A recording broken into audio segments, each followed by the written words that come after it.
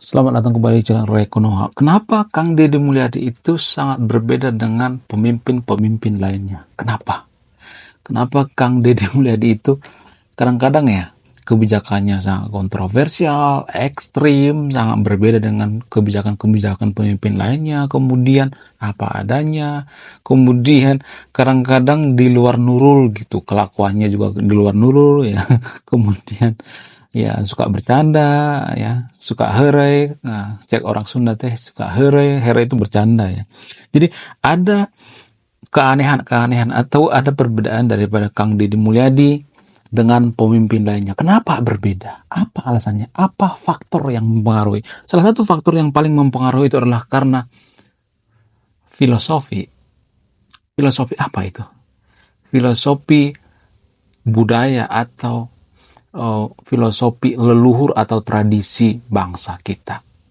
Jadi di Konoha itu kan ya, kalau kita perhatikan dari Sabang sama Merauke itu ada istilah filosofi budaya atau penurunan atau peninggalan-peninggalan daripada leluhur kita. Bukan berarti saya nyuruh yang nonton video ini untuk menyembah leluhur ya, bukan ya. Tapi belajar dari filosofi-filosofi leluhur kita. Contoh misalnya, kenapa Kang Deddy Mulyadi ini ya mengirim anak-anak yang bermasalah, yang susah tidur, ya, yang suka ngegame, yang suka ngelawan sama orang tua, kenapa mengirim ke barak militer? Kenapa?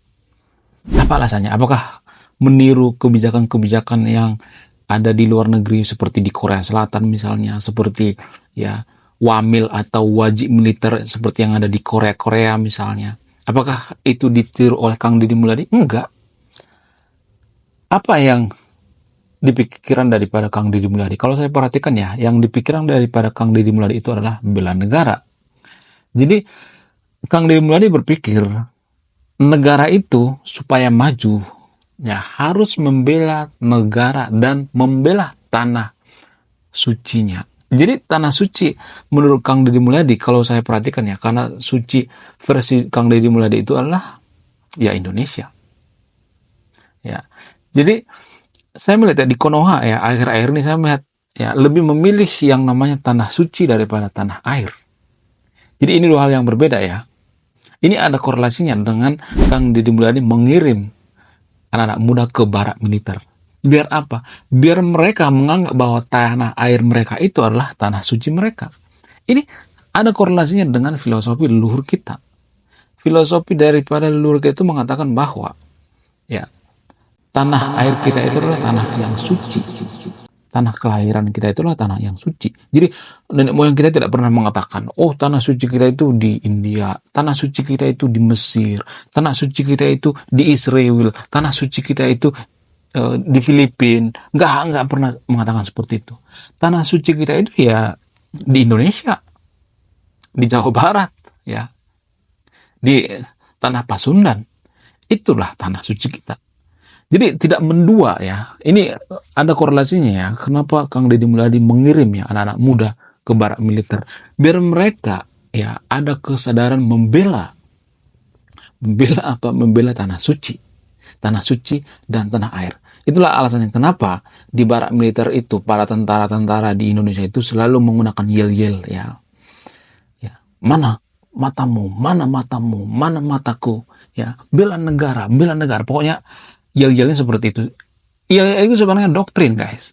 Doktrin untuk apa? Untuk mencintai negara ini, mencintai tanah air kita, mencintai tanah suci kita. Jadi kalau kita tidak mencintai tanah suci kita, yaitu tanah air kita, kalau kita mendua misalnya, kita punya tanah suci di negara lain misalnya, di dunia lain misalnya, atau di luar negeri misalnya, maka kita tidak akan bisa maju. Karena apa? Karena kita berpikir bahwa tanah suci kita itu tidak di Indonesia.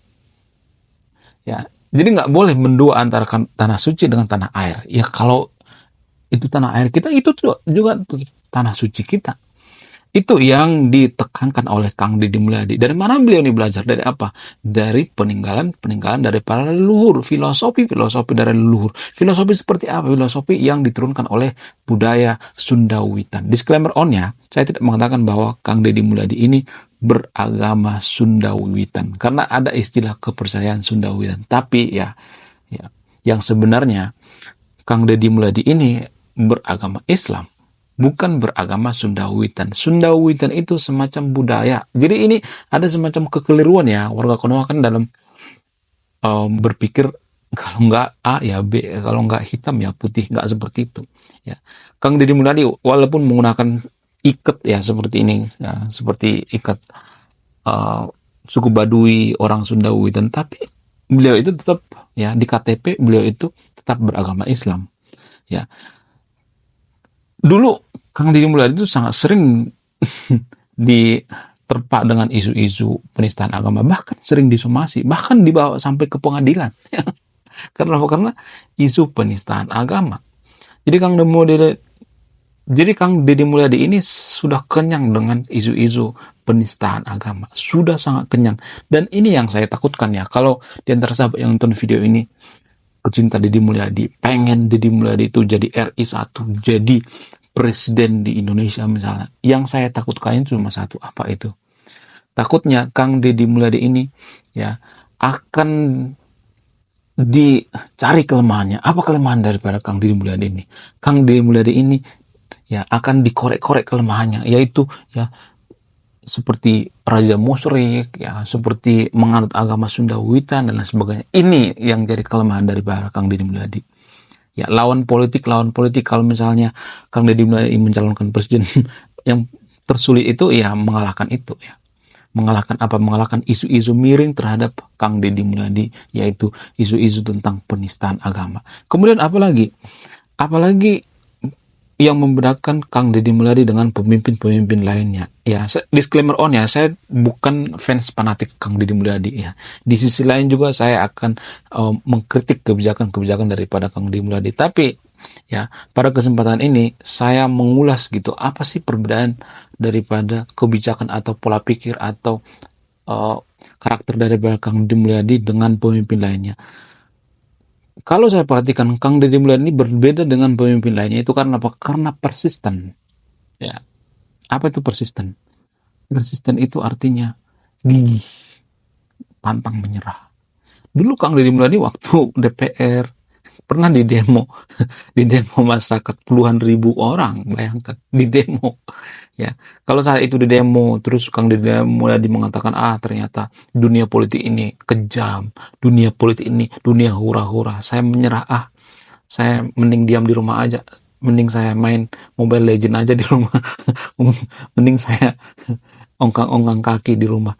Bisa aja seperti itu kan, tapi saya melihat Kang Deddy Mulyadi sangat konsisten ya dari dulu sampai sekarang ya. Persisten itu artinya gigih secara konsisten, gigih terus ya, mulai dari DPR, wakil bupati, kemudian gubernur ya, ya mudah-mudahan sampai jadi presiden ya. Saya sangat mendukung Kang Deddy Mulyadi ini ya menjadi presiden, bukan karena Kang Deddy Mulyadi ini orang Jawa Barat, bukan, tapi karena pola pikirnya. Kemudian apalagi yang mempengaruhi kenapa Kang Deddy Mulyadi ini berbeda atau cenderung aneh daripada pemimpin lainnya? Karena apa? Karena genuine ya. Apa itu genuine? Jadi genuine itu artinya asli ya.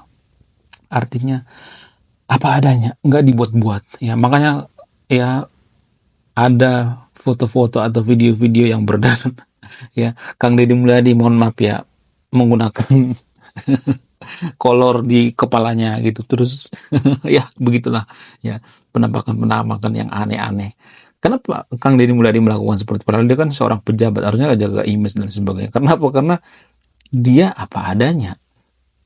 Itulah karakter aslinya. Dia menjaga kedekatan dirinya dengan masyarakat. Kalau kita perhatikan ya, konten-konten Kang Deddy Mulyadi ya sangat dekat dengan masyarakat. Bahkan ya lebih dekat ya, saya melihatnya lebih dekat dari Pak Jokowi. Pak Jokowi juga sebenarnya dekat dengan masyarakat ya. Ya, tapi akhir-akhir ini ya, di akhir dari pemerintahan Pak Jokowi, dia tidak ini lagi ya, tidak sedekat waktu gubernur ya, waktu wali kota ya, waktu pejabat sebelum jadi presiden ya. Tapi saya melihatnya Kang Deddy Mulyadi ini ya lebih dekat ya. Saya tidak membanding-bandingkan antara Pak Jokowi dengan Kang Deddy Mulyadi ya. Tapi saya melihat Kang Deddy Mulyadi ini lebih genuine ya, lebih dekat ya. Lebih suka bergurau dengan masyarakat ya. Tapi apa? Tapi tegas ya. Walaupun suka bergurau tapi tegas, tegas setegas-tegasnya. Bahkan preman-preman yang ada di Jawa disikat semuanya. Ya, tinggal satu lagi yang belum disikat, siapa itu? Mr. Hercules ya. Mungkin Mr. Hercules backingannya presiden ya, mungkin saja ya dugaannya ya, tapi saya nggak tahu ya pastinya. Jadi Kang Deddy Mulyadi ini berbeda dengan pemimpin lainnya karena apa? Karena genuine ya, karena berbeda dengan apa? Dengan ya berbeda dengan pemimpin lainnya. Pemimpin lainnya kan suka jaga image ya. Mungkin ya saya sendiri kalau saya jadi pejabat saya tidak akan mau melakukan yang dilakukan oleh Kang Deddy Mulyadi, misalnya ya mengalungkan kolor misalnya atau apa gitu. Ya, saya tidak melakukan seperti itu karena saya pasti jaga image dong ya. Kenapa?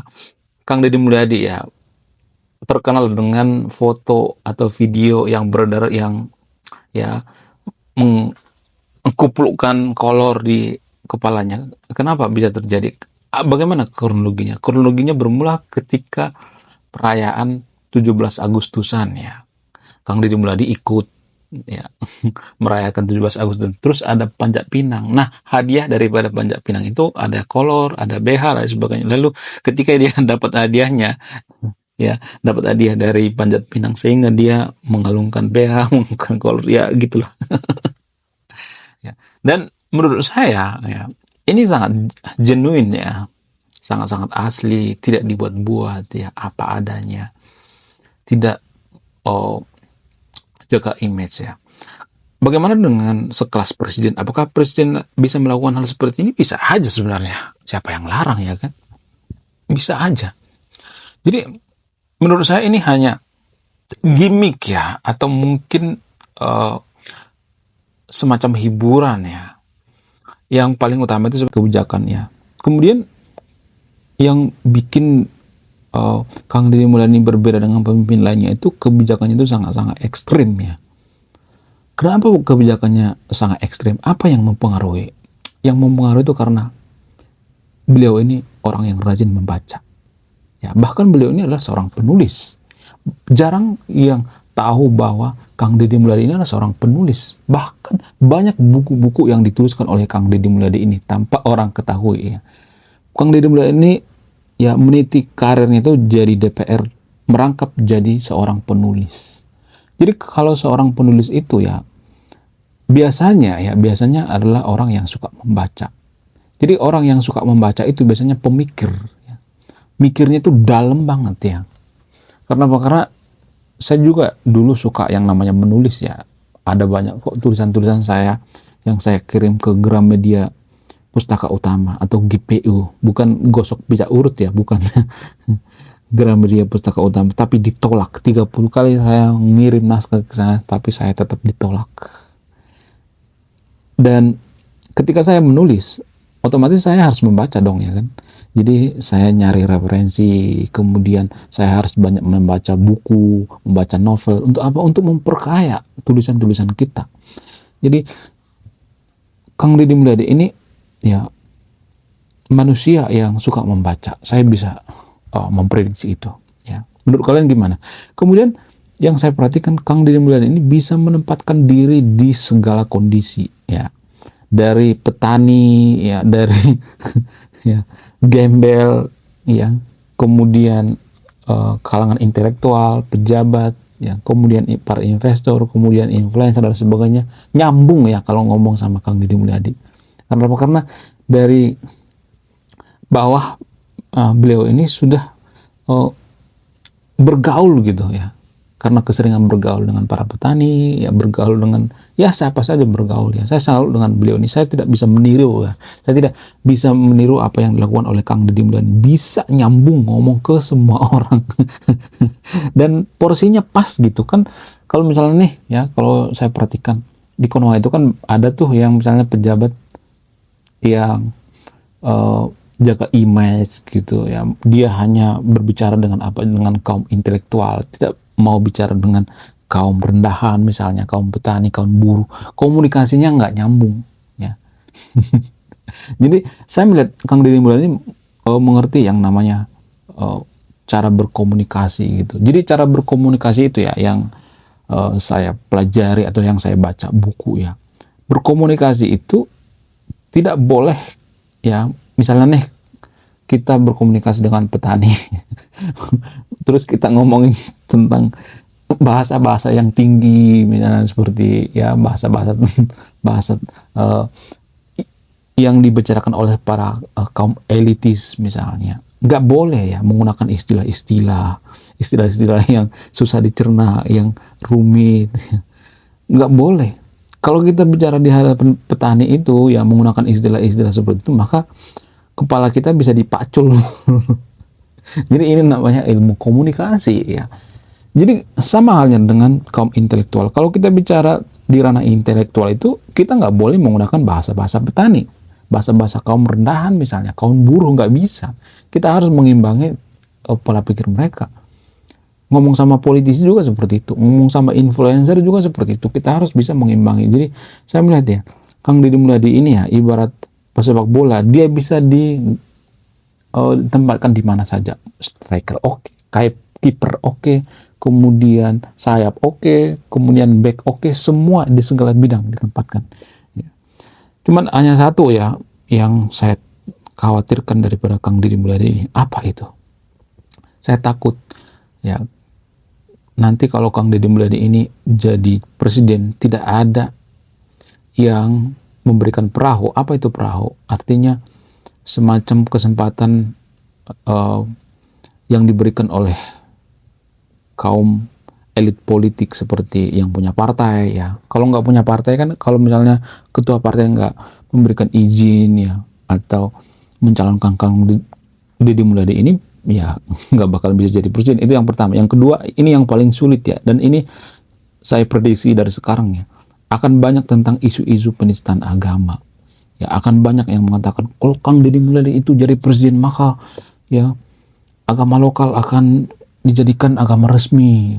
Kalau Kang Deddy Mulyadi itu jadi presiden, maka akan mengikis yang namanya keimanan kita. Kang Deddy Mulyadi presiden, negara kita itu tidak Islami lagi ya. Pasti banyak ya nanti omongan-omongan warga Konoha seperti itu ya. Ini hanya di Konoha ya, bukan di Indonesia ya. Disclaimer on ya. Warga Konoha kan gitu ya, terlalu berlebihan dalam beragama. Kalau misalnya menggunakan ikat seperti ini, oh kamu tuh agama Sundawitan. Saya nggak beragama Sundawitan, tapi saya menggunakan ikat seperti ini, nggak jadi masalah. Ini kan peninggalan daripada leluhur kita. Saya kan orang Indonesia, ya saya berhak dong menggunakan ya tradisi-tradisi ikat kepala gitu, ikat kepala dari Sundawitan, nggak jadi masalah. Emang siapa yang larang? Nggak jadi masalah. Sama seperti misalnya kalau kita ke Bali misalnya, terus orang-orang bule menggunakan ikat kepala, apakah mereka jadi Hindu? Enggak kan? Jadi jangan picik ya, jangan berpikir ya, harus menggunakan logika yang benar-benar logis gitu ya. Jadi itu alasannya kenapa Kang Deddy Mulyadi ini berbeda ya. Oke, sekian video ini, terima kasih sudah menyimak. Mohon di komentari ya, karena di video ini ya, mohon maaf ya guys ya, sebenarnya saya itu men-challenge diri saya ya, dan ini saya katakan di setiap video saya, men-challenge diri saya berbicara di depan kamera kurang lebih 10 menit ya tiap malam tanpa skrip ya. Karena apa? Karena saya prihatin dengan warga Konoha ya, atau orang Indonesia, hanya sedikit saja yang bisa berbicara tanpa teks kurang lebih 10 menit. Ya, biasanya kalau di sekolah kita itu menggunakan yang namanya buku ya, kalau kita presentase itu menggunakan buku. Jadi saya men-challenge diri saya itu berbicara tanpa teks atau tanpa skrip. Oke, sekian video ini, terima kasih sudah memahami. Saya Ray Konoha, salam profesional.